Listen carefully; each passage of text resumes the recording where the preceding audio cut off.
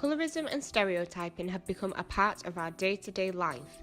However, it wasn't until I had my son that I realised the negative impact it actually had on individuals.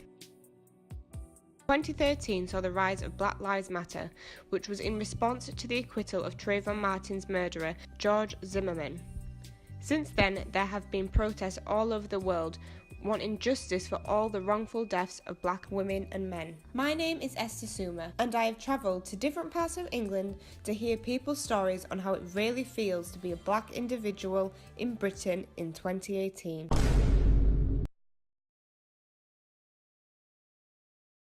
According to national statistics, black men are 3 times more likely to be stopped by police and twice as likely to be killed in police custody.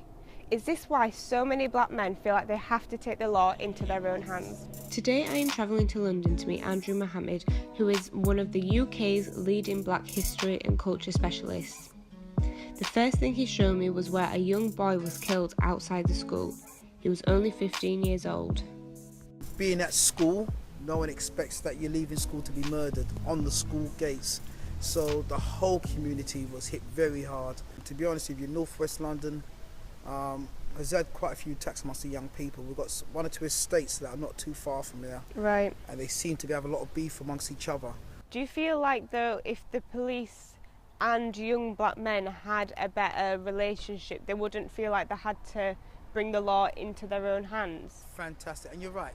Where the police can do a lot better is by understanding that if they worked with us as opposed to against us, we'll have much more tangible results of our young people. If they respected the community leaders, they understood that our young people have many a times no places to go to. They're shutting down the youth centres. They're pushing our children onto the streets. Some great programs that were aimed at the black youth especially, their funding's been cut left, right and centre. So the youth are growing up on the streets, they're despondent in their schools. They see the police being very argumentative and in an attacking mode against them. And so obviously they're pushing them out to the fringes, so they will take the law into their own hands. I'm back in Leeds and wanted to meet someone who had been through the criminal justice system. Dwayne first went to prison at the tender age of 16 and got his life sentence at 23. So could you actually take me through the process of what happened? Okay, the process, so what happened, it was an armed robbery, gone into a 24-hour shop, and obviously robbed the belongings from the shop. I later got caught, I think it was November, and I got a life sentence for that with a record of 13 years to start off with. Wow. How did that make you feel? Well, it didn't sink in till like years later down the line. Like, it's not something that, you know, that springs to mind straight away. Like, you know you got the sentence, but you're not fully aware of it because it's not really sunk in. It takes a while to sink in. And did you have run-ins with the police prior to this? Well, obviously, growing up in the area that I've grown up in, Chapeltown, there was always about the Hayfield days. There always was about, you know, being brutal, you know, just random abuse. It's like I grew up in a deprived kind of environment, like I didn't have.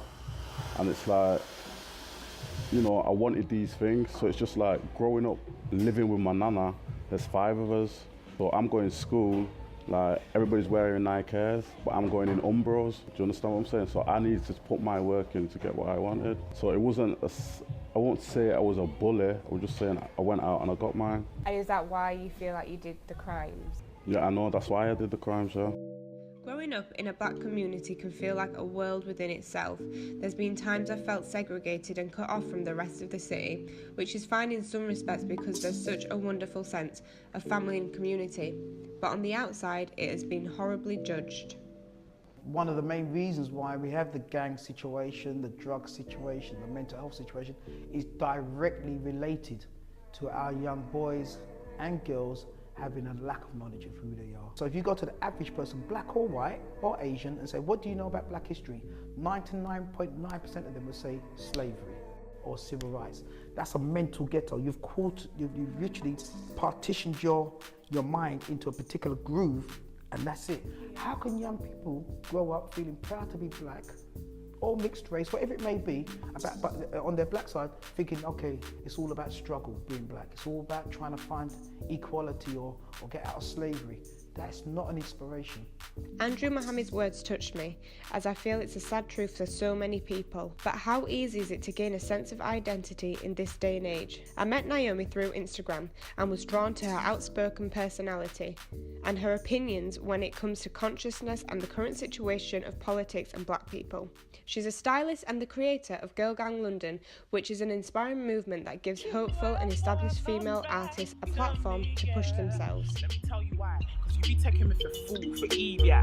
Messing with my energy, man, I need that. Step back one time when I breathe that. I've been doing well, P. I don't need a relapse. I don't know everything there is to know about history, my black history, but you know, I'm still learning. There's so much things to learn, do you know what I mean? But it's just people around me. I just like to surround myself with like-minded people. Back in the day, like, they used to make a mockery of black women because they had big bums. Like, it was like a freak show. It's always been a thing where, like, they're constantly just slating black people for something, but then they want to be us so badly. Then you don't like black people, you don't pay homage, you don't pay respect to black people. A lot of things come from black culture, and it's like they try to rip off that culture every single time, and it's just like, I'm sure you've seen, obviously, like, a lot of magazines and stuff, they've been getting in trouble because they've been trying to, like, they're setting trends of, like, K-Mos and all that stuff. Like, that was, before that was seen your hood, your ghetto. Like, that wasn't like a fashion statement, but when they want to use it, it's good for them to say, okay, this is something new and this is a new fashion trend, when we've been doing this for centuries. Like, this is part of our culture. Do you know what I'm saying? They're just culture vultures. Like, I don't rate it at all. After speaking to Naomi, I wanted to meet other people who had created a platform for people of colour in a unique, positive way. Yellowzine is a booklet of journeys created by Aisha and her brother, who publish a collection of work from different ethnic minority artists. Doing an art course, it was just like the people of colour, even in my course itself, were always put to the side. Like there was literature, and then there was like Afro-American literature, like a completely separate thing, and the two never like integrated at all. So and my brother found the same thing. He did graphic design at uni, and he found the same thing as well. Like, there weren't really people of colour on his course. There weren't people of colour teaching his course, in his course, or being like their work being shown in his course. So we talked about it, and then I was just like, do you want to start a magazine? And he was like, yeah. Black Girl Fest was like our first, like, actually, like, physically bringing it to people, and people like just kept on like asking what it was about, and like literally every time someone would pick up a copy, I was like, oh my god, like, and they're like, yeah, can I get one? I was like, I'm gonna buy it. If you could have one message that you're trying to get out from Yellowzine, what would it be? If you have the talent and if you have the passion for something, everyone could create a space for themselves. Like, everyone can be within a space where they're celebrated, and you don't have to always look at these other like super mainstream magazines that don't provide for you. There are always ways to form a space where you could be provided for. So I think that's like our main message, is just to normalize the work of people of colour and show that like we have talent and we don't need any sort of outside validation. We can validate ourselves, really. There are so many girls out there that want to change their features, including myself. I've wanted to change so many of my bodily features just to try and fit a certain stereotype. So it's really refreshing to actually see someone who's, I suppose, fighting against these stereotypes, getting articles and publications out there that aren't necessarily classed as the norm, that aren't necessarily classed as sexy and stuff like that, but it's still super empowering and super refreshing to see. Despite Dwayne's troubled past, he is trying his hardest to turn it around. He is currently setting up his own clothing line, Be Easy, with a wise message behind it. To actually accomplish what I'm trying to accomplish was very hard. I did wrong, but that was then, now is now. So I'm trying to give back something like with a positive message with it. I want people to feel happy with the content that I'm giving them, because obviously I know I've created a lot of upset through my selfish behaviour. So this is my way of giving back, that I'm doing something. This journey has been a massive eye-opener and has been really inspiring to me.